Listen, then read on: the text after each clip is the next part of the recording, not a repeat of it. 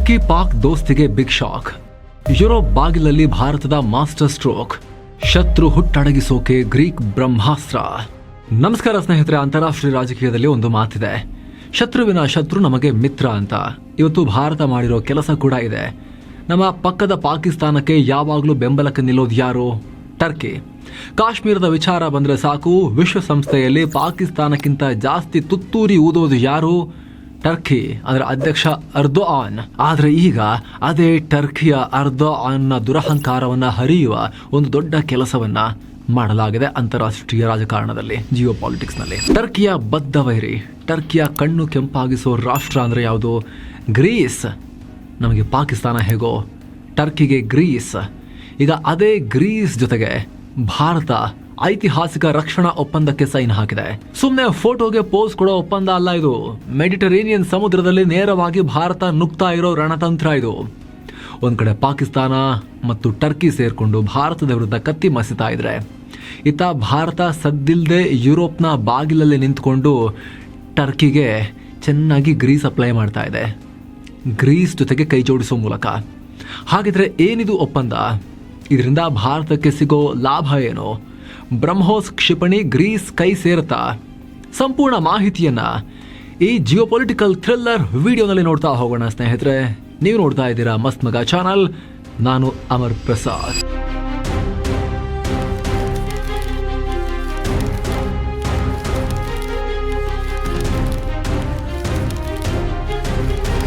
ಸ್ನೇಹಿತರೆ, ಮೊದಲಿಗೆ ಈ ಸುದ್ದಿಯ ಅಸಲಿ ಸಾರಾಂಶ ಏನು ಅಂತ ನೋಡಬೇಕು.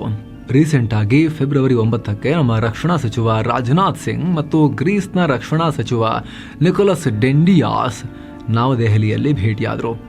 ಈ ವೇಳೆ ಸುಮ್ಮನೆ ಕಾಫಿ ಕುಡಿದು ಕಳಿಸ್ತಿಲ್ಲ, ಅಲ್ಲಿ ಒಂದು ಪ್ರಮುಖ ದಾಖಲೆಗೆ ಸೈನ್ ಹಾಕಲಾಗಿದೆ. ಅದೇ joint declaration of intent on defence cooperation, ಅಂದ್ರೆ ರಕ್ಷಣಾ ವಲಯದಲ್ಲಿ ಒಟ್ಟಾಗಿ ಕೆಲಸ ಮಾಡೋಣ ಅಂತ ತೆಗೆದುಕೊಂಡಿರೋ ಶಪಥ ಇದು. ಈ ಒಪ್ಪಂದದಲ್ಲಿ ಏನೆಲ್ಲ ಇದೆ ಗೊತ್ತಾ? ಕೇವಲ ಮಿಲಿಟರಿ ಎಕ್ಸಸೈಸ್, ಶಸ್ತ್ರಾಸ್ತ್ರ ಮಾರಾಟ ಮಾಡೋದು ಮಾತ್ರ ಅಲ್ಲ, ಅದನ್ನು ಮೀರಿ ನಿಂತಿದೆ ಈ ಒಪ್ಪಂದ. ಕೋ ಪ್ರೊಡಕ್ಷನ್ ಅಂಡ್ ಜಾಯಿಂಟ್ ಮ್ಯಾನುಫ್ಯಾಕ್ಚರಿಂಗ್ ಬಗ್ಗೆ ಅಗ್ರಿಮೆಂಟ್ ಆಗಿದೆ. ಅಂದ್ರೆ ಇವರಿಬ್ಬರು ಸೇರಿ ಶಸ್ತ್ರಾಸ್ತ್ರ ತಯಾರಿಸೋದು. ಮುಂದಿನ ದಿನಗಳಲ್ಲಿ ಭಾರತ ಮತ್ತು ಗ್ರೀಸ್ ಸೇರಿ ಡ್ರೋನ್ ಅಥವಾ ಕ್ಷಿಪಣಿಗಳನ್ನ ತಯಾರು ಮಾಡಿದ್ರೂ ಆಶ್ಚರ್ಯ ಪಡಬೇಕಾಗಿಲ್ಲ. ಜೊತೆಗೆ ಮಿಲಿಟರಿ ಟು ಮಿಲಿಟರಿ ಎಂಗೇಜ್ಮೆಂಟ್, ಅಂದ್ರೆ ಭಾರತದ ಭೂಸೇನೆ, ನೌಕಾಪಡೆ ಮತ್ತು ವಾಯುಪಡೆ 3 ವಿಭಾಗಗಳು ಗ್ರೀಸ್ ಸೇನೆಯೊಂದಿಗೆ ನೇರ ಸಂಪರ್ಕದಲ್ಲಿ ಇರ್ತಾರೆ, ಮಾಹಿತಿಯನ್ನ ಶೇರ್ ಮಾಡ್ಕೊಳ್ತಾರೆ. ಆದರೆ ಸ್ನೇಹಿತರೆ, ಇಲ್ಲೊಂದು ಬಹಳ ಇಂಟ್ರೆಸ್ಟಿಂಗ್ ಪಾಯಿಂಟ್ ಇದೆ, ಅದನ್ನು ನೀವು ಗಮನಿಸಲೇಬೇಕು. ಅದೇನಂದ್ರೆ, ಗುರುಗ್ರಾಮ್ನಲ್ಲಿ ಭಾರತದ ಒಂದು ಕಣ್ಣಿದೆ. ಅದೇ information fusion centre Indian ocean region ಅಂತ, IFCIOR ಅಂತ. ಇದು ಹಿಂದೂ ಮಹಾಸಾಗರದಲ್ಲಿ ನಡೆಯೋ ಪ್ರತಿಯೊಂದು ಮೂಮೆಂಟ್ ಅನ್ನ ಗಮನಿಸೋ ಗುಪ್ತಚರ ಕೇಂದ್ರ ಅಂತಾನೆ ಹೇಳ್ಬೋದು. ಈಗ ಈ ಒಪ್ಪಂದದ ಪ್ರಕಾರ ಗ್ರೀಸ್ ದೇಶ ತನ್ನ ಒಬ್ಬ ಅಧಿಕಾರಿಯನ್ನ, ಲೈಜನ್ ಆಫೀಸರ್ ಅನ್ನ ಈ ಕೇಂದ್ರದಲ್ಲಿ ನೇಮಕ ಮಾಡುತ್ತೆ. ಹಿಂದೂ ಮಹಾಸಾಗರದಲ್ಲಿ ಏನೇ ಮೂವ್ಮೆಂಟ್ ಆದ್ರೂ ಕೂಡ ಅದರ ಮಾಹಿತಿ ರಿಯಲ್ ಟೈಮ್ ನಲ್ಲಿ ಗ್ರೀಸ್ಗೂ ಸಿಗತ್ತೆ. ಸೇಮ್ ಟೈಮ್ ಮೆಡಿಟರೇನಿಯನ್ ಸಮುದ್ರದ ಮಾಹಿತಿ ನಮಗ್ ಸಿಗತ್ತೆ. ಯೋಚನೆ ಮಾಡಿ, ಯುರೋಪ್ನ ಒಂದು ರಾಷ್ಟ್ರ ಭಾರತದ ಕಣ್ಗಾವಲು ಕೇಂದ್ರದಲ್ಲಿ ಬಂದು ಕೂರುತ್ತೆ ಅಂತ ಹೇಳಿದ್ರೆ, ನಮಗೆ ಅಲ್ಲಿ ಆಕ್ಸೆಸ್ ಸಿಗುತ್ತೆ ಅಂತ ಹೇಳಿದ್ರೆ, 2 ರಾಷ್ಟ್ರಗಳ ನಡುವಿನ ನಂಬಿಕೆ ಯಾವ ಮಟ್ಟಕ್ಕಿದೆ ಅಂತ ನಿಮಗೆ ಅರ್ಥ ಆಗಬಹುದು. ಹಾಗೆ 2026ರಲ್ಲಿ ಜಂಟಿ ಮಿಲಿಟರಿ ಎಕ್ಸಸೈಸ್ ನಡೆಸೋಕು ಕೂಡ ಒಪ್ಕೊಂಡಿದ್ದಾರೆ. ಸದ್ಯಕ್ಕೆ ಈ ಜಂಟಿ ಸಮರಾಭ್ಯಾಸಕ್ಕೆ ಇನ್ನೂ ಹೆಸರಿಟ್ಟಿಲ್ಲ, ಆದ್ರೆ ಪಬ್ಲಿಕ್ ಆಗಿರೋ ಡಾಕ್ಯುಮೆಂಟ್ಸ್ ಪ್ರಕಾರ 2026ರಲ್ಲಿ ದೊಡ್ಡ ಮಟ್ಟದ ಕಸರತ್ತು ನಡೆಯೋದು ಪಕ್ಕ. ಇದು ಸಮುದ್ರದಲ್ಲಿ ನಡೆಯುವ ನೇವಲ್ ಪ್ಯಾಸೆಕ್ಸ್ ಆಗಿರಬಹುದು ಅಥವಾ ವಾಯುಪಡೆಯ ಕಸರತ್ತು ಕೂಡ ಆಗಿರಬಹುದು. ಈಗ ಆಲ್ರೆಡಿ ಗ್ರೀಸ್ನಲ್ಲಿ ನಡೆಯುವಂತಹ ಎನಿಯೋಚೋಸ್ ತರಹದ ಏರ್ ಎಕ್ಸಸೈಸ್ಗಳಲ್ಲಿ ಭಾರತದ ವಾಯುಪಡೆ ಆಲ್ರೆಡಿ ಪಾಲ್ಗೊಂಡು ಬಂದಿದೆ. ಈಗ ಈ ಸಂಬಂಧ ಇನ್ನೊಂದು ಹಂತ ಮೇಲಕ್ಕೆ ಹೋಗ್ತಾ ಇದೆ. ಇದರ ಜೊತೆಗೆ ರಿಸರ್ಚ್ ಅಂಡ್ ಡೆವಲಪ್ಮೆಂಟ್ R&D ನಲ್ಲೂ ಕೂಡ ಕೋಆಪರೇಷನ್. ಹೀಗಾಗಿ ಇದು ಸಾಮಾನ್ಯ ಒಪ್ಪಂದ ಅಲ್ಲ. ಇಷ್ಟು ದಿನ ಭಾರತ ಮತ್ತು ಗ್ರೀಸ್ ನಡುವೆ ಬರೀ ಮಾತುಕತೆ ಮತ್ತು ಮೇಲ್ಮಟ್ಟದ ಸಹಕಾರ ಮಾತ್ರ ಇತ್ತು. ಅದೀಗ ಆಕ್ಷನ್ ರೂಪಕ್ಕೂ ಕೂಡ ಬಂದಿದೆ. ಡೀಪ್ ಕೋಆಪರೇಷನ್ ಹಂತಕ್ಕೆ ಹೋಗ್ತಾ ಇದೆ. ಶತ್ರುವಿನ ಶತ್ರು ಮಿತ್ರ, ಅಸಲಿ ಗೇಮ್ ಪ್ಲಾನ್ ಏನು? ಇಲ್ಲಿ ಗ್ರೀಸ್ ಯಾಕೆ ನಮಗೆ ಇಷ್ಟೊಂದು ಕ್ಲೋಸ್ ಆಗ್ತಿದೆ, ನಮಗೂ ಅವ್ರಿಗೂ ಏನ್ ಸಂಬಂಧ ಅನ್ನೋ ಪ್ರಶ್ನೆ ನೀವು ಕೇಳ್ಬೋದು. ಇಲ್ಲಿ ಒಂದು ಜಿಯೋ ಪೊಲಿಟಿಕಲ್ ಗೇಮ್ ಇದೆ. ಏಷ್ಯಾದಲ್ಲಿ ನಮಗೆ ಪಾಕಿಸ್ತಾನ ಹೇಗೋ ಹಾಗೆ ಯುರೋಪ್ ಬಾಗಿಲಲ್ಲಿ ಗ್ರೀಸ್ಗೆ ಟರ್ಕಿ ಮತ್ತು ಗ್ರೀಸ್ ನಡುವೆ ಎಣ್ಣೆ ಸೀಗೆಕಾಯಿ ದ್ವೇಷ ಇದೆ. ಏಜಿಯನ್ ಸಿ, ಈ ಸಮುದ್ರದ ವಿಚಾರದಲ್ಲಿ ದೊಡ್ಡ ಜಗಳ ಇದೆ. ಸಮುದ್ರದ ಗಡಿ ಯಾರ್ದು, ದ್ವೀಪಗಳು ಯಾರಿಗೆ ಸೇರಿದ್ದು, ಗ್ಯಾಸ್, ಇತರ ನೈಸರ್ಗಿಕ ಸಂಪನ್ಮೂಲ ಯಾರ್ದೋ ವಿಚಾರದಲ್ಲಿ ಜಗಳ ಇದೆ, ಯುದ್ಧದ ವಾತಾವರಣ ಇದೆ. ಟರ್ಕಿ ತನ್ನ ಬ್ಲೂ ಹೋಮ್ಲ್ಯಾಂಡ್ ಡಾಕ್ಟ್ರಿನ್ ಮೂಲಕ ಗ್ರೀಸ್ನ ಜಾಗವನ್ನ ತನ್ನದು ಅಂತ ವಾದ ಮಾಡುತ್ತೆ. ಹಲವಾರು ದ್ವೀಪಗಳು ಟರ್ಕಿ ಪಕ್ಕದಲ್ಲಿದ್ರೂ ಕೂಡ ಅದು ಗ್ರೀಸ್ ಕಂಟ್ರೋಲ್ನಲ್ಲಿದೆ. ಇಷ್ಟು ಹತ್ರಕ್ಕೆ ಅವ್ರು ಹಾಕಿರ್ಬೇಕು ಅಂತ ಉರಿ ಟರ್ಕಿಗೆ. ಆದ್ರೆ ಐತಿಹಾಸಿಕವಾಗಿ ಗ್ರೀಸ್ ಕಂಟ್ರೋಲ್ನಲ್ಲಿದೆ ಆ ದ್ವೀಪಗಳು. ನೀವು ಮ್ಯಾಪಲ್ಲಿ ನೋಡ್ತಾ ಇದ್ದೀರಾ. ಹಾಗೆ ಸೈಪ್ರಸ್ ದೇಶ 2 ತುಂಡಾಗಿದ್ದಾವೆ. ಅರ್ಧ ಸೈಪ್ರಸ್ ಟರ್ಕಿ ಬೆಂಬಲಿತ ಸರ್ಕಾರ ಇದ್ರೆ, ಇನ್ನರ್ಧ ಸೈಪ್ರಸ್ ಗ್ರೀಸ್ ಪರ ಇದೆ. ಅದಕ್ಕೂ ಕಿತ್ತಾಡ್ತಿರ್ತಾರೆ. ಈಗ ಇನ್ನೊಂದು ಆಂಗಲ್ ನೋಡಿ. ಇದೇ ಟರ್ಕಿ ಅಂತಾರಾಷ್ಟ್ರೀಯ ಮಟ್ಟದಲ್ಲಿ ಯಾರನ್ನ ಸಪೋರ್ಟ್ ಮಾಡುತ್ತೆ? ಪಾಕಿಸ್ತಾನವನ್ನ. ವಿಶ್ವಸಂಸ್ಥೆಯಲ್ಲಿ ಕಾಶ್ಮೀರ ವಿಚಾರ ಬಂದಾಗಲೆಲ್ಲ ಪಾಕಿಸ್ತಾನಕ್ಕೆ ತುತ್ತೂರಿ ಊದಿ ಊದಿ ಸುಸ್ತಾದಾಗ ಕುತ್ಕೋಗಳೇ ನಾನು ಉತ್ತೀನಿ ಅಂತ ಬಂದು ಊದೋದು ಇದೇ ಟರ್ಕಿ ಅಧ್ಯಕ್ಷ ಅರ್ದೋಆನ್. ಕಾಶ್ಮೀರದಲ್ಲಿ ಭಾರತ ದಬ್ಬಾಳಿಕೆ ಮಾಡ್ತಾ ಇದೆ ಅಂತ ಪಾಕಿಸ್ತಾನ ಬರೆದು ಕೊಟ್ಟ ಸ್ಕ್ರಿಪ್ಟ್ ಅನ್ನ ಓದುತ್ತೆ.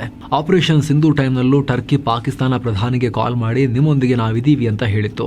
ಇದು ಬರೀ ಬಾಯಿ ಮಾತಿಗೆ ಸೀಮಿತ ಆಗಿಲ್ಲ. ಟರ್ಕಿ ಪಾಕಿಸ್ತಾನಕ್ಕೆ ಮೆಲ್ಗೆಮ್ ಕ್ಲಾಸ್ ಕಾವರೇಟ್ಸ್ ಅಂದ್ರೆ ಯುದ್ಧ ನೌಕೆಗಳನ್ನ ಕೂಡ ಸಪ್ಲೈ ಮಾಡ್ತಾ ಇದೆ.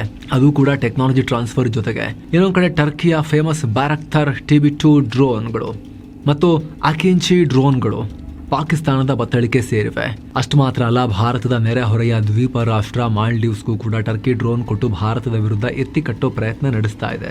ಹೀಗಿರುವಾಗ ಭಾರತ ಸುಮ್ಮನೆ ಕೂರಕ್ಕಾಗತ್ತಾ? ಖಂಡಿತ ಇಲ್ಲ. ಅದಕ್ಕೆ ಈಗ ಟರ್ಕಿಯ ಶತ್ರು ಗ್ರೀಸ್ ಜೊತೆಗೆ ಕೈ ಜೋಡಿಸಿದೆ. ನಾವು ಬಹಳ ದೂರ ಇದ್ದೀವಿ ಅಂತ ಹೇಳಿ ಕಾಶ್ಮೀರ ವಿಚಾರದಲ್ಲಿ ಕಡ್ಡಿಯಲ್ಲಿ ಆಡ್ಸೋಕೆ ಬರ್ತಾ ಇದ್ದಂತಹ ಅರ್ದೋಆನ್ಗೆ ಅಣ್ಣ ಚೂರು ತಿರುಗಿಲ್ಲಿ ಅಂತ ಹೇಳಿ ಅವರ ಹಿತ್ತಲಿಗೆ ಪ್ರವೇಶ ಮಾಡಿ ಭಾರತ ನಿಂತ್ಕೊಂಡಿದೆ. ಟರ್ಕಿ ಕಾಶ್ಮೀರದ ವಿಚಾರದಲ್ಲಿ ಮೂಗ್ ತೋರಿಸಿದ್ರೆ ಭಾರತ ಸೈಪ್ರಸ್ ವಿಚಾರದಲ್ಲಿ ಗ್ರೀಸ್ಗೆ ಫುಲ್ ಸಪೋರ್ಟ್ ಕೊಡುತ್ತೆ. ಚೆಕ್ಮೇಟ್. ಸೈಪ್ರಸ್ನ ಸಾರ್ವಭೌಮತ್ವವನ್ನ ನಾವು ಗೌರವಿಸ್ತೀವಿ, ಅಲ್ಲಿ ಟರ್ಕಿ ಮಾಡ್ತಿರೋ ತಪ್ಪು ಅಂತ ಭಾರತ ನೇರವಾಗಿ ಹೇಳ್ತಾ ಇದೆ. 3 ದಿಕ್ಕಿನಿಂದ ಟರ್ಕಿ ಲಾಕ್. ಇಲ್ಲಿ ಸ್ವಲ್ಪ ನಿಮಗೆ ಮ್ಯಾಪ್ ಅನ್ನ ಎಕ್ಸ್ಪ್ಲೇನ್ ಮಾಡ್ಬೇಕು ನಾವು ಸ್ನೇಹಿತರೆ. ನೋಡಿ, ಇಲ್ಲಿ ಭಾರತದ ಸ್ಟ್ರಾಟಜಿ ಎಷ್ಟು ಶಾರ್ಪ್ ಆಗಿದೆ ಅನ್ನೋದು ನಿಮ್ಗೆ ಅರ್ಥ ಆಗುತ್ತೆ. ಟರ್ಕಿ, ಪಾಕಿಸ್ತಾನ್ ಮತ್ತು ಅಜರ್ಬೈಜಾನ್ ಈ 3 ರಾಷ್ಟ್ರಗಳು ತಮ್ಮನ್ನು ತಾವು 3 ಬ್ರದರ್ಸ್, 3 ಸಹೋದರರು ಅಂತ ಕರ್ಕೊಳ್ತಾರೆ. ನೀವು ಇವ್ರನ್ನ ಟಾಮ್, ಡಿಕ್ ಅಂಡ್ ಹ್ಯಾರಿ ಅಂತ ಕೂಡ ಕರಿಬಹುದು. ಇವರು ಒಟ್ಟಾಗಿ ಭಾರತ ಮತ್ತು ಅರ್ಮೇನಿಯಾ ವಿರುದ್ಧ ಕೆಲಸ ಮಾಡ್ತಾರೆ. ಇದಕ್ಕೆ ಕೌಂಟರ್ ಕೊಡೋಕೆ ಭಾರತ ಹೆಣೆದಿರೋದು ಒಂದು ಚಕ್ರ ವ್ಯೂಹ. ಒಂದು ಅರ್ಮೇನಿಯಾ, ಟರ್ಕಿಯ ಪೂರ್ವ ದಿಕ್ಕಿನಲ್ಲಿರುವ ಅರ್ಮೇನಿಯಾಗೆ ಭಾರತ ಭಾರೀ ಶಸ್ತ್ರಾಸ್ತ್ರ ಕೊಡ್ತಾ ಇದೆ, ರಕ್ಷಣಾ ಕವಚ ಥರ. ಅವರಿಗೆ ಪಿನಾಕಾ ರಾಕೆಟ್ ಲಾಂಚರ್ ಕೊಟ್ಟಿದ್ದೀವಿ, ಆಕಾಶ್ ಮಿಸೈಲ್ ಡಿಫೆನ್ಸ್ ಸಿಸ್ಟಮ್ ಕೊಟ್ಟಿದ್ದೀವಿ. ವರದಿಗಳ ಪ್ರಕಾರ ATACMS ಅಂದರೆ ಅಡ್ವಾನ್ಸ್ ಟೋರ್ಡ್ ಆರ್ಟಿಲರಿ ಗನ್ ಸಿಸ್ಟಮ್ಸ್ ಅನ್ನ ಕೂಡ ನಾವು ಆ ಫಿರಂಗಿಗಳನ್ನು ಕೂಡ ಸಪ್ಲೈ ಮಾಡಿದ್ದೀವಿ. ಎರಡನೇದು ಸೈಪ್ರಸ್, ಟರ್ಕಿಯ ದಕ್ಷಿಣಕ್ಕಿರೋ ಪುಟ್ಟ ರಾಷ್ಟ್ರ. ಇಲ್ಲೂ ಕೂಡ ಭಾರತ ಮತ್ತು ಸೈಪ್ರಸ್ ನಡುವೆ ಡಿಫೆನ್ಸ್ MOU ಆಕ್ಟಿವ್ ಇದೆ. ನಿಮ್ಗೆ ಗೊತ್ತಿರಬಹುದು, ಸೈಪ್ರಸ್ನ ಅರ್ಧ ಭಾಗ ಟರ್ಕಿ ಬೆಂಬಲಿತ, ಅರ್ಧ ಭಾಗ ಗ್ರೀಸ್ ಬೆಂಬಲಿತ ಆಡಳಿತಗಳಿದಾವೆ ಅದರಲ್ಲಿ. ಈ ಹಿಂದೆ ಎಕ್ಸ್ಪ್ಲೇನ್ ಮಾಡಿದ್ವಿ ನಾವು ನಿಮಗೆ ಅದನ್ನು. ನೆಕ್ಸ್ಟ್ ಸ್ನೇಹಿತರೆ, ಗ್ರೀಸ್. ಈಗ ಪಶ್ಚಿಮದಲ್ಲಿ ಗ್ರೀಸ್ ನೋಡಿದ್ರ, ಪೂರ್ವದಲ್ಲಿ ಅರ್ಮೇನಿಯಾ, ದಕ್ಷಿಣದಲ್ಲಿ ಸೈಪ್ರಸ್, ಪಶ್ಚಿಮದಲ್ಲಿ ಗ್ರೀಸ್. ಟರ್ಕಿಯನ್ನ 3 ದಿಕ್ಕಿನಿಂದಲೂ ಭಾರತದ ಮಿತ್ರ ರಾಷ್ಟ್ರಗಳು ಸುತ್ತುವರೆದ ಹಾಗಾಯಿತು. ಈಗ ಟರ್ಕಿ ಏನಾದರೂ ಪಾಕಿಸ್ತಾನಕ್ಕೆ ಜಾಸ್ತಿ ಸಪೋರ್ಟ್ ಮಾಡಿದ್ರೆ ಭಾರತ ಗ್ರೀಸ್ ಮತ್ತು ಅರ್ಮೇನಿಯಾಗೆ ಮತ್ತಷ್ಟು ಅಡ್ವಾನ್ಸ್ಡ್ ವೆಪನ್ ಕೊಟ್ಟು ಟರ್ಕಿಗೆ ಟೆನ್ಷನ್ ಕೊಡಬಹುದು. ಇದನ್ನೇ ಜಿಯೋಪಾಲಿಟಿಕಲ್ ಭಾಷೆಯಲ್ಲಿ ಸ್ಟ್ರಾಟಜಿಕ್ ಎನ್ಸರ್ಕಲ್ಮೆಂಟ್ ಅಂತಾರೆ. ಭಾರತದ ವೆಪನ್ಗೆ ಗ್ರೀಸ್ ಒಲವು. ಸ್ನೇಹಿತರೆ, ಈಗ ಆಲ್ರೆಡಿ ನಮ್ಮ ಮತ್ತು ಗ್ರೀಸ್ ಸೇನೆ ನಡುವೆ ಒಳ್ಳೆ ಬಾಂಡಿಂಗ್ ಇದೆ. ಆಗಲೇ ಹೇಳಿದಾಗ ನಮ್ಮ ವಾಯುಪಡೆ ಎಲ್ಲ ಹೋಗಿ ಅಭ್ಯಾಸ ಮಾಡ್ಕೊಂಡ್ಬಂದಿದೆ. ನ್ಯಾಟೋ ಸ್ಟ್ಯಾಂಡರ್ಡ್ ಫೋರ್ಸಸ್ ಜೊತೆಗೆ ಕೆಲಸ ಮಾಡಿದ ಎಕ್ಸ್ಪೀರಿಯನ್ಸ್ ಕೂಡ ನಮ್ಮ ಪೈಲಟ್ಸ್ಗಳು ಸಿಕ್ತು ಅವಾಗ. ಹಾಗೆ ನಮ್ಮ ಅಸಾಧಾರಣ ಪೈಲಟ್ಗಳ ಸ್ಕಿಲ್ಸ್ ಅನ್ನ ಅವರು ಕೂಡ ಸ್ವಲ್ಪ ಕಲಿಯೋಕಾಯಿತು ಗ್ರೀಸ್ನವ್ರಿಗೆ. ಆದರೆ ಈಗ ಆಗ್ತಿರೋ ಚರ್ಚೆ ಏನ್ ಗೊತ್ತಾ? ಗ್ರೀಸ್ ದೇಶಕ್ಕೆ ಭಾರತದ ಕ್ಷಿಪಣಿಗಳ ಮೇಲೆ ಕಣ್ಣಿದೆ. ಡಿಫೆನ್ಸ್ ಎಕ್ಸ್ಪರ್ಟ್ಸ್ ಪ್ರಕಾರ ಗ್ರೀಸ್ ನಮ್ಮ ಬ್ರಹ್ಮೋಸ್ ಮತ್ತು ಆಕಾಶ್ ಏರ್ ಡಿಫೆನ್ಸ್ ಸಿಸ್ಟಮ್ ಮೇಲೆ ಆಸಕ್ತಿ ತೋರಿಸ್ತಾ ಇದೆ. ಟರ್ಕಿ ಬಳಿ ಇರೋ ಡ್ರೋನ್ಗಳನ್ನು ಹೊಡೆದುರುಳಿಸೋಕೆ ಭಾರತದ ಆಕಾಶ್ ಕ್ಷಿಪಣಿ ಗ್ರೀಸ್ಗೆ ಹೇಳಿ ಮಾಡಿಸಿದ ಹಾಗಿದೆ. ಹಾಗೆ ಸಮುದ್ರದಲ್ಲಿ ಟರ್ಕಿಯ ಹಡಗುಗಳನ್ನು ಕಂಟ್ರೋಲ್ ಮಾಡೋಕೆ ಬ್ರಹ್ಮೋಸ್ ಬೇಕೇ ಬೇಕು. ಜೊತೆಗೆ ಈ ಒಪ್ಪಂದದ ಭಾಗವಾಗಿ ಭಾರತದ ಕೆಲ ಪ್ರಮುಖ ಶಸ್ತ್ರಾಸ್ತ್ರಗಳು ಗ್ರೀಸ್ ಸೇನೆಯನ್ನ ಸೇರಬಹುದು. ಮುಖ್ಯವಾಗಿ ಟಾಟಾ ವಾಹ್ 8x8. ಟಾಟಾ ಕಂಪನಿ ತಯಾರು ಮಾಡಿರೋ ವೀಲ್ಡ್ ಆರ್ಮರ್ಡ್ ಪ್ಲಾಟ್ಫಾರ್ಮ್ ವಾಪ್ ಗುಂಡು ನಿರೋಧಕ ವಾಹನ. ಇದು ನೀರಲ್ಲೂ ಚಲಿಸುತ್ತೆ, ಬೆಟ್ಟ ಗುಡ್ಡಗಳನ್ನು ಕೂಡ ಹತ್ಕೊಂಡು ಹೋಗುತ್ತೆ. ರಿಪೋರ್ಟ್ಸ್ ಪ್ರಕಾರ ಗ್ರೀಸ್ ಸೇನೆ ಈ ವಾಹನ ಕೇಳ್ತಾ ಇದೆ. 2025 ಡಿಸೆಂಬರ್ನಲ್ಲೇ ಟಾಟಾ ಕಂಪನಿ ಮತ್ತು ಗ್ರೀಸ್ ಆರ್ಮಿ ನಡುವೆ ಮೀಟಿಂಗು ಆಗೋಗಿದೆ. ಟ್ರಯಲ್ಸ್ ಬಗ್ಗೆ ಚರ್ಚೆ ಆಗಿದೆ. ಈ ಡೀಲ್ ಕುದುರಿದ್ರೆ ನ್ಯಾಟೋ ಒಕ್ಕೂಟದ ರಾಷ್ಟ್ರವೊಂದಕ್ಕೆ ಭಾರತದ ವಾಹನ ರಫ್ತಾದ ಹಾಗಾಗುತ್ತೆ. ಹೆಮ್ಮೆಯ ವಿಚಾರವೇ ಇದು. ಹಾಗೆ ಪಿನಾಕಾ ರಾಕೆಟ್, ಆಗಲೇ ಹೇಳಿದ ಹಾಗೆ ಅರ್ಮೇನಿಯಾ ಇದನ್ನ ಬಳಸೋಕೆ ಶುರು ಮಾಡಿದೆ. ಪರ್ವತ ಪ್ರದೇಶಗಳಲ್ಲಿ ಯುದ್ಧ ಮಾಡೋಕೆ ಇದು ಬೆಸ್ಟ್. ಗ್ರೀಸ್ ಕೂಡ ಗುಡ್ಡಗಾಡು ಪ್ರದೇಶಗಳನ್ನು ಹೊಂದಿರೋ ರಾಷ್ಟ್ರ. ಹೀಗಾಗಿ ಗ್ರೀಸ್ಗೂ ಪಿನಾಕ ಬೇಕಾಗಬಹುದು ಅನ್ನೋ ಲೆಕ್ಕಾಚಾರ ಎಕ್ಸ್ಪರ್ಟ್ಸ್ ಇದೆ. ಒಂದು ವೇಳೆ ಮುಂದಿನ ದಿನಗಳಲ್ಲಿ ಗ್ರೀಸ್ ನಮ್ಮ ರಕ್ಷಣಾ ಸಾಮಗ್ರಿಯನ್ನು ಖರೀದಿ ಮಾಡಿದ್ರೆ ಅದು ಭಾರತದ ರಕ್ಷಣಾ ರಫ್ತಿಗೂ ಇನ್ನಷ್ಟು ಬೂಸ್ಟ್ ಕೊಡುತ್ತೆ. ಯುರೋಪ್ ಮಾರ್ಕೆಟ್ ಓಪನ್ ಆದ ಹಾಗೆ ಗ್ರೀಸ್ ಎಫೆಕ್ಟಿವ್ ಆಗಿ ಬಳಸೋಕೆ ಶುರು ಮಾಡಿದ್ರೆ ಅರ್ಮೇನಿಯಾ ಕೂಡ ಆಲ್ರೆಡಿ ಬಳಸ್ತಾ ಇದೆ. ಇನ್ನಷ್ಟು ನ್ಯಾಟೋ ಕಂಟ್ರೀಸ್ ದುಬಾರಿ ಏನಕ್ಕೆ ನಮಗೆ ಅಮೆರಿಕದ್ದು ಯುರೋಪ್ದು ಕಮ್ಮಿ ಮಾಡಿಕೊಡ್ತಾರಲ್ಲ, ಇಷ್ಟು ಚೆನ್ನಾಗಿದೆ ನಾವು ತಗೊಳ್ಳೋಣ ಅಂಥೇಳಿ ಅವರಿಂದನೂ ಆರ್ಡರ್ಸ್ ಬರೋಕ್ಕೆ ಶುರುವಾಗುತ್ತೆ. ನೆಕ್ಸ್ಟ್ ಗ್ರೀಸ್ ನೌಕಾಪಡೆ ಸ್ಟ್ರಾಂಗ್ ಇದೆ. ಹಡಗುಗಳ ಟೆಕ್ನಾಲಜಿ, ಕಣ್ಗಾವಲು ವ್ಯವಸ್ಥೆಯಲ್ಲಿ ಅವ್ರಿಗಿರೋ ಜ್ಞಾನವನ್ನು ನಾವು ಪಡ್ಕೋಬೋದು. ಒಟ್ಟಿನಲ್ಲಿ ಕೊಳ್ಳುವಿಕೆ ರೀತಿಯಲ್ಲಿ ಇವರು ಸ್ಟ್ರಾಂಗ್ ಆಗ್ಬೋದು. ಭಾರತಕ್ಕೆ ಸಿಕ್ತು ಯುರೋಪ್ನ ಗೋಲ್ಡನ್ ಗೇಟ್. ಅಗೇನ್ ಮ್ಯಾಪ್ ನೋಡಿ, ಇದಿರೋದಲ್ಲಿ ಏಷ್ಯಾ, ಆಫ್ರಿಕಾ ಮತ್ತು ಯುರೋಪ್ 3 ಖಂಡಗಳು ಜಾಯಿಂಟ್ ಆಗೋ ಸಂಧಿಸೋ ಜಾಗದಲ್ಲಿ. ಟರ್ಕಿ ಪಕ್ಕ ಇದೆ ಅಂದಮೇಲೆ ಗೊತ್ತಲ್ಲ ಟರ್ಕಿ ಎಲ್ಲಿದೆ ಅಂತ ಹೇಳಿ. ಎಲ್ಲ ಯುರೇಷಿಯನ್ ಪ್ರದೇಶ ಅಂತ ಅನ್ಕೊಳ್ಳಿ ನೀವು ಟರ್ಕಿ ಇರೋದು. ಅಲ್ಲೇ ಹತ್ತಿರದಲ್ಲಿ ಮ್ಯಾಪಲ್ಲಿ ಕೂಡ ನೋಡ್ತಾ ಇದ್ದೀರಿ, ಗ್ರೀಸ್ ಕೂಡ ಇದೆ. ಭಾರತದಿಂದ ಯಾವುದೇ ಹಡಗು ಯುರೋಪ್ಗೆ ಹೋಗಬೇಕು ಅಂದ್ರೆ ಸುಯೆಜ್ ಕೆನಾಲ್ ದಾಟಿ ಮೆಡಿಟರೇನಿಯನ್ ಸಮುದ್ರಕ್ಕೆ ಬರುತ್ತೆ. ಅಲ್ಲಿ ಎದುರಿಗೆ ಸಿಗೋ ಮೊದಲ ದೊಡ್ಡ ಬಂದರು ಅಂದ್ರೆ ಅದು ಗ್ರೀಸ್ನ ಪೆರೆಯಸ್ ಪೋರ್ಟ್. ಇದು ಯುರೋಪ್ಗೆ ಎಂಟ್ರಿ ಕೊಡೋಕೆ ಇರೋ ಮೇನ್ ಗೇಟ್ ವೇ. ನಮ್ಮ ಸರಕುಗಳು ಇಲ್ಲಿಗೆ ಬಂದ್ರೆ ಸಾಕು, ಅಲ್ಲಿಂದ ರೈಲು ಮತ್ತು ರಸ್ತೆ ಮೂಲಕ ಇಡೀ ಯುರೋಪ್ಗೆ ಕನೆಕ್ಟ್ ಆಗುತ್ತೆ. ಜರ್ಮನಿ, ಫ್ರಾನ್ಸ್ಗೆಲ್ಲ ಇಲ್ಲಿಂದಲೇ ಹೋಗಬಹುದು. ನಿಮಗೆ ನೆನಪಿರಬಹುದು G20 ಶೃಂಗಸಭೆಯಲ್ಲಿ IMEC, India Middle East Europe economic corridor ಬಗ್ಗೆ ದೊಡ್ಡ ಘೋಷಣೆಯಾಗಿತ್ತು. Recently India European Union trade deal time ನಲ್ಲೂ ಕೂಡ ಐಮೆಕ್ ನ ಉಲ್ಲೇಖ ಮಾಡಲಾಗಿತ್ತು. ಸೊ ಇದು ವರ್ಕ್ ಆಗಬೇಕು ಅಂದ್ರೆ ಗ್ರೀಸ್ ಬೇಕೇ ಬೇಕು. ಗ್ರೀಸ್ ಆ ಕಾರಿಡಾರ್ ನ ಲ್ಯಾಂಡಿಂಗ್ ಪಾಯಿಂಟ್. ಆದ್ರೆ ಒಂದು ಸಣ್ಣ ತಿರುವಿದೆ ಇಲ್ಲಿ ಸ್ಟೋರಿಯಲ್ಲಿ. ಈಗ ಗ್ರೀಸ್ನ ಪೆರೆಸ್ ಬಂದರ್ನಲ್ಲಿ ಚೀನಾ ಹಾವಳಿ ಜಾಸ್ತಿ ಇದೆ. ಚೀನಾದ ಕೋಸ್ಕೋ ಅನ್ನೋ ಸರ್ಕಾರಿ ಕಂಪನಿಯಲ್ಲಿ ದೊಡ್ಡ ಮಟ್ಟದಲ್ಲಿ ಹೂಡಿಕೆ ಮಾಡಿದೆ. 67% ಪಾಲು ಕೋಸ್ಕೋ ಕಂಪನಿ ಕೈಯಲ್ಲಿದೆ. ಆದ್ರೂ ಲೊಕೇಶನ್ ದೃಷ್ಟಿಯಿಂದ ನಮಗಿದು ಅನಿವಾರ್ಯ. ಏಷ್ಯಾ ಕಡೆಯಿಂದ ಬರೋ ಹಡಗುಗಳು ಇಲ್ಲಿಗೆ ಬಂದು ಅಲ್ಲಿಂದ ರೈಲು ಮಾರ್ಗದ ಮೂಲಕ ಇಡೀ ಯುರೋಪ್ಗೆ ಸಾಗಿಸಬಹುದು. ಇದರಿಂದ ಟೈಮ್ ಮತ್ತು ದುಡ್ಡು ಎರಡೂ ಉಳಿಯುತ್ತೆ. ಅದಕ್ಕೆ ಭಾರತ ಗ್ರ್ಯಾಂಡ್ ಸ್ಟ್ರಾಟಜಿ ಮಾಡಿದೆ. ಚೀನಾ ಡಾಮಿನೇಷನ್ ಇರೋ ಜಾಗದಲ್ಲೇ ನಾವು ಗ್ರೀಸ್ ಸರ್ಕಾರದೊಂದಿಗೆ ಒಳ್ಳೆ ಸಂಬಂಧವನ್ನ ಇಟ್ಕೊಂಡು ನಮ್ಮ ವ್ಯಾಪಾರಕ್ಕೆ ದಾರಿ ಮಾಡ್ಕೊಳ್ತಾ ಇದೀವಿ ಅಂತ. ಗ್ರೀಸ್ ಶಿಪ್ಪಿಂಗ್ ವಿಚಾರದಲ್ಲೂ ವಿಶ್ವದಲ್ಲೇ ಟಾಪ್ ಟೈರ್ ನಲ್ಲೇ ಬರುತ್ತೆ. ಒಟ್ಟು ಹಡಗುಗಳ ಪೈಕಿ ಜಗತ್ತಲ್ಲಿ 20% ಹಡಗುಗಳು ಗ್ರೀಸ್ ಒಡೆತನದಲ್ಲಿವೆ. ಭಾರತದ ಎನರ್ಜಿ, ಸೆಕ್ಯೂರಿಟಿ ಮತ್ತು ಟ್ರೇಡ್ಗೆ ಗ್ರೀಸ್ನ ಈ ಬೃಹತ್ ನೌಕಾಪಡೆ ಮರ್ಚೆಂಟ್ ನೇವಿ ಸಹಾಯಕ್ಕೆ ಬರುತ್ತೆ. ಹಾಗಾಗಿ ಗ್ರೀಸ್ ಜೊತೆಗೆ ಸ್ನೇಹ ಕೇವಲ ಯುದ್ಧಕ್ಕೆ ಮಾತ್ರ ಅಲ್ಲ, ದುಡ್ಡು ಮಾಡೋಕ್ಕೂ ಬೇಕು, ವ್ಯಾಪಾರಕ್ಕೂ ಕೂಡ ಬೇಕು. ಬೂಸ್ಟರ್ ಡೋಸ್ ತರ ಸಾವಿರಾರು ವರ್ಷಗಳಷ್ಟು ಹಳೆಯ ದೋಸ್ತಿ. ಸ್ನೇಹಿತರೆ, ನಿಮಗೆ ಅಲೆಕ್ಸಾಂಡರ್ ಬಗ್ಗೆ ಗೊತ್ತಿರಬಹುದು. ಆತ ಭಾರತಕ್ಕೆ ಬಂದ ನಂತರ ಆತನ ಸೇನಾಪತಿ ಸೆಲ್ಯೂಕಸ್ ನಿಕೇಟರ್ ಮತ್ತು ನಮ್ಮ ಮೌರ್ಯ ಸಾಮ್ರಾಜ್ಯದ ಚಂದ್ರಗುಪ್ತ ಮೌರ್ಯರ ನಡುವೆ ಡಿಪ್ಲೊಮ್ಯಾಟಿಕ್ ಸಂಬಂಧ ಕೂಡ ಬೆಳೆದಿತ್ತು. ವೈವಾಹಿಕ ಸಂಬಂಧ ಕೂಡ ಇತ್ತು. ಚಂದ್ರಗುಪ್ತ ಮೌರ್ಯನಿಗೆ ಹಲವಾರು ಪತ್ನಿಯರಲ್ಲಿ ಒಂದು ಪತ್ನಿ ಈ ಸೆಲ್ಯೂಕಸ್ ನಿಕೇಟರ್ನ ಮಗಳನ್ನ ಕೊಟ್ಟು ಮದುವೆ ಮಾಡಲಾಗಿತ್ತು ಅಂತಲೂ ಕೂಡ ಹೇಳ್ತಾರೆ.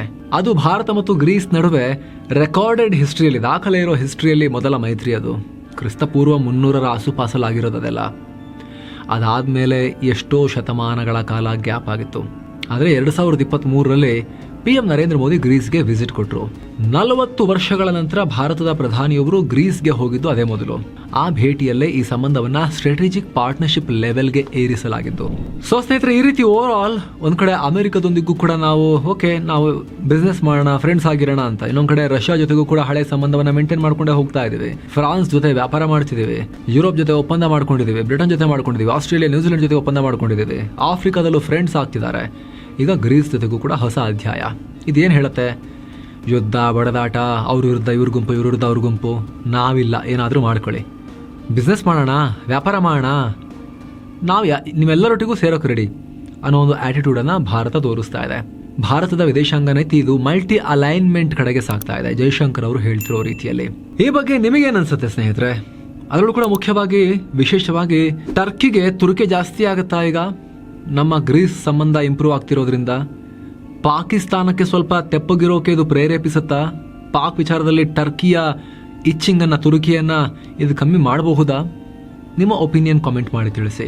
ಹಾಗೆ ಸ್ನೇಹಿತರೆ, ವಿಡಿಯೋ ಕೆಳಗಿರೋ ಜಾಯಿನ್ ಬಟನ್ ಮೂಲಕ ಆಸಕ್ತ ವೀಕ್ಷಕರು ಮಸ್ಮಗ ಪ್ರೀಮಿಯಂ ಮೆಂಬರ್ಶಿಪ್ಗೆ ಜಾಯಿನ್ ಆಗಬಹುದು. ನಮ್ಮ ಕೆಲಸ ನಿಮಗೆ ತೃಪ್ತಿ ನೀಡ್ತಾ ಇದ್ರೆ ಜಾಯಿನ್ ಆದಾಗ ಅಲ್ಲಿ ಮೆಂಬರ್ ಓನ್ಲಿ ವಿಡಿಯೋಸನ್ನು ನೋಡೋಕೆ ಶುರು ಮಾಡ್ಬೋದು.